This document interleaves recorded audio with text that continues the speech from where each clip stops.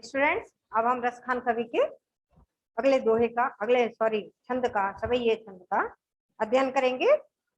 इसमें श्री कृष्ण थोड़े और बड़े हो जाते हैं, घुटनों के बल चलने लगते हैं, धूल में खेलते हैं।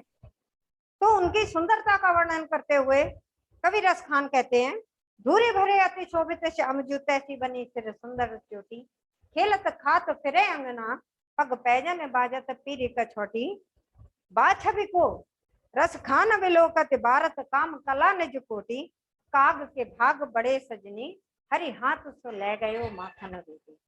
अब इसमें वो बताते हैं कि श्री कृष्ण धूरी भरे अति शोभित श्याम, श्री कृष्ण घुटनों के बल चल रहे हैं, उनके पैरों में धूल लग गई है। तो रसखान कवि कहते हैं, धूल से सने हुए श्री कृष्ण, श्यामजू श्री कृष्ण बहुत सुंदर लग रहे हैं, और तैसी बनी सिर सुंदर चोटी।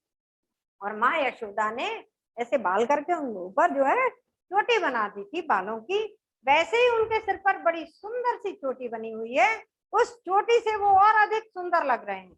माँ यशोदा ने जो उनके बालों को समेटकर चोटी बना दी है, जिसके कारण श्री कृष्ण की सुंदरता और अधिक बढ़ गई है। खेलत खात फिरे अंगना, पग पैजने बाजत पेरी कछोटी। अब वो कह रहे हैं श्री कृष्ण जी खेलते हुए खाते हुए पूरे आंगन में घूम रहे हैं। पुराने जमाने में क्या होता था कि माताएं जो है रोटी में मक्खन लगा देती थी, नमक लगा देती थी, और वो कट्टू बना करके रोल करके उसको और बच्चों के हाथ में पकड़ा देती थी। वो काटते जाते थे, काट काट के खाते जाते थे, खेलते जाते थे। ऐसे ही बच्चे घूमते थे, ऐसे खाते थे। तो वही माँ यशोदा ने किया, उनको मक्खन रोटी बड़ी प्रिय थी श्री कृष्ण को, तो उन्होंने मक्खन रोटी उनके हाथ में पकड़ा दी, और वो उसको पकड़कर खेलते जाते हैं, खाते जाते हैं, यहाँ वहां घूम रहे हैं। पग पैजन बाजत पीरी कछोटी, और उनके पैरों में जो पायल है, वो पायल के घुंघरू बड़ी मधुर ध्वनि में बज रहे हैं, और वो कमर में पीला कपड़ा, पीला वस्त्र पहने हुए हैं। बाछवि को रसखान विलोकते, रसखान कवि कहते हैं श्री कृष्ण की उस सुंदरता को, यानी क्या कि पैरों उनके धूल लगी हुई है शरीर में, और हाथ में जो है वो और उनके सिर पर सुंदर सी चोटी बनी हुई है, हाथ में रोटी लिए हैं, खेलते जा रहे हैं, खाते जा रहे हैं, और उनके पैरों की पायल बज रही है, पीला वस्त्र पहने हुए हैं, वो कमर में छोटी सी कछोटी बांध देती थी। माताएं पहले उस उनकी उस सुंदरता को देखकर भारत काम कला निज कोटि, कामदेव भी उनकी सुंदरता पर अपनी हजारों सुंदरता को भी जो है निछावर करते हैं। कहने का तात्पर्य है कि श्री कृष्ण की उस सुंदरता पर स्वयं कामदेव रीझ जाते हैं, जो सुंदरता के देवता हैं। और एक तात्पर्य उनका कहने का ये भी है, श्री कृष्ण की उस सुंदरता को, कान्हा की, कन्हैया की उस सुंदरता पर जो है कामदेव, हजारों कामदेव की सुंदरता निछावर है। अर्थात हजारों कामदेव से भी ज्यादा सुंदर जो है उस समय श्री कृष्ण लग रहे हैं। अब वो कहते हैं कि काग के भाग पे सजनी, ये सखी कौए का तो बहुत अधिक भाग्यशाली है, हरि हाथ सो ले गए हो माखन रोटी, कि वो श्री कृष्ण हरि माने विष्णु का अवतार माने जाते हैं। और भगवान विष्णु की जूठन अगर किसी को खाने को मिल जाए तो उसे कहा जाता था बड़ा भाग्यशाली है। आज भी हम मानते हैं कि भगवान का प्रसाद लेते हैं, हम बड़े सम्मान से लेते हैं, और बड़े अपने आप को सौभाग्यशाली मानते हैं अगर हमें प्रसाद मिल जाता है। फिर वो तो श्री हरि, भगवान के अवतार श्री कृष्ण के, भगवान विष्णु के अवतार श्री कृष्ण, उनके हाथ से कौआ जो है वो मक्खन रोटी ले गया। यानी श्री कृष्ण खा रहे थे वो जूठी रोटी, कौआ आया और उनके हाथ से छुड़ा कर ले गया। पहले पुराने जमाने में बड़े बड़े आंगन होते थे, जब बच्चे खेलते थे और रोटी रखी हो या कोई भी खाद्य पदार्थ रखा हो, खाने की चीज रखी हो, कौआ आता था और लेकर चला जाता था। अब श्री कृष्ण घूम रहे थे, खाते जा रहे थे, घूम रहे थे, और कौआ आया और उनके हाथ से रोटी छुड़ा कर ले गया। तो इसमें वो कवि कह रहे हैं कि कौआ बहुत अधिक सौभाग्यशाली था, काक के भाग बड़े सजने। हे सखी, कौआ तो बहुत अधिक सौभाग्यशाली था, हरि हाथ सो ले गए हो माखन रोटी, कि वो श्री कृष्ण के हाथ से मक्खन रोटी छुड़ा कर ले गया, उनकी जूठी रोटी छुड़ा कर ले गया, खाया है उसने, यानी वो एक तरह का प्रसाद ही था।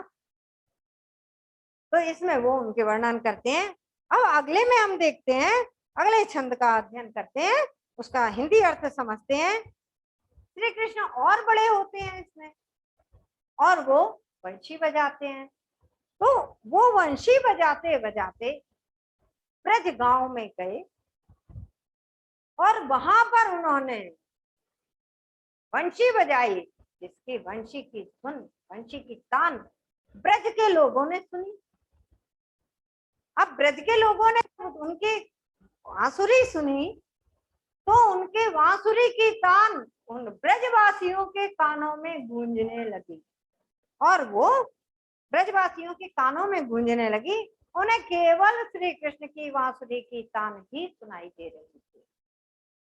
अब उसके विषय में क्या वर्णन करते हैं कि ब्रज की गोपियां जो है, ब्रज की स्त्रियां जो है, ब्रज के लोग आपस में बात करते हैं, क्या जादन ते वह नंद को छोरा, यावन धेनु बजाए गयो, यावन वेणु बज सॉरी यावन धेनु चराए गयोरी, मोहिनी तानन गोधन गावत वेणु बजाए दिखाए गयोरी, बादन से कछु टोना सो है, रस कान ही है में समाये गयोरी, को ना काहू को कान करे, सिगरो ब्रज वीर बिकाए गयोरी।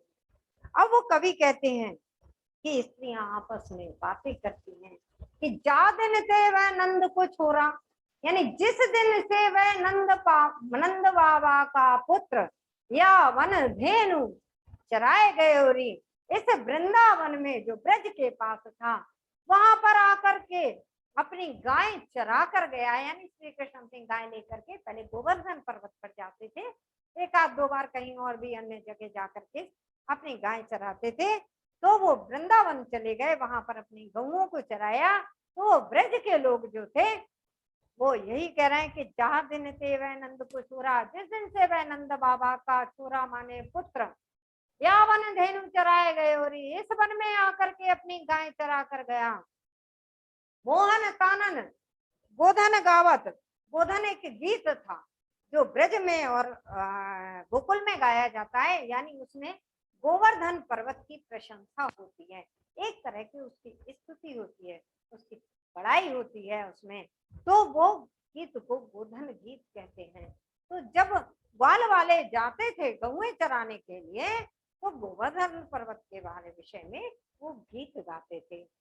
तो मोहन कानन गोधन का, तो श्री कृष्ण भी उनके साथ गाते थे। तो कह रहे हैं कि और मोहिनी स्वर में उन्होंने जो गोधन गीत गाया है, वेणु बजाए बिछाए गयोरी, और उन्होंने बड़ी मधुर तान में जो वेणु माने बांसुरी, बांसुरी बजाई है, तो रिझाए गयोरी, वो सबको मोहित करके चले गए। श्री कृष्ण सारे ब्रजवासियों को जिस जिसने उनका गोधन गीत, जिस जिसने उनकी बांसुरी सुनी, सब उन पर मोहित हो गए, वो बांसुरी की तान में डूब गए, उन पर आकर्षित हो गए।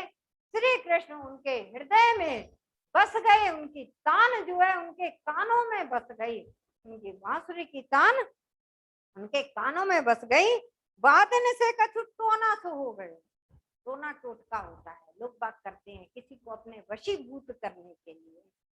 तो सखी कह रही हैं उस दिन से ऐसा लगता है जैसे कुछ टोना टोटका सा हो गया, रस खान ही में समाये गयोरी, ब्रज के हर बासी के हृदय में वो रस की खान अर्थात श्री कृष्ण कन्हैया जो है वो उनके हृदय में समा गए हैं, पूरी तरह से बस गए हैं।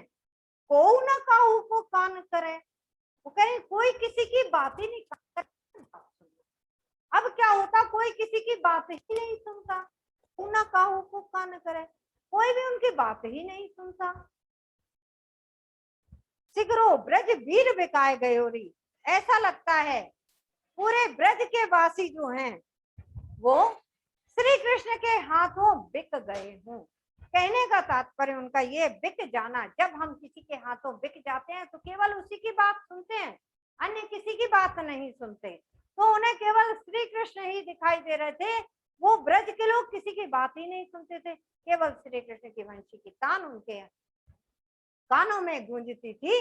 और ऐसा प्रतीत होता था जैसे सब श्री कृष्ण के हाथों बिक गए हो, केवल श्री कृष्ण की ही बात सुनेंगे, श्री कृष्ण की ही वंशी की तान सुनेंगे, और कुछ किसी की बात उन्हें सुनाई नहीं दे रही थी। ऐसा आकर्षित करके, ऐसा टोना सा कर करके श्री कृष्ण चले गए। तो यही वो आपस में बातें करती हैं। अब अगली क्लास में हम आपको पढ़ाएंगे। क्लास यही ऑफ होती है।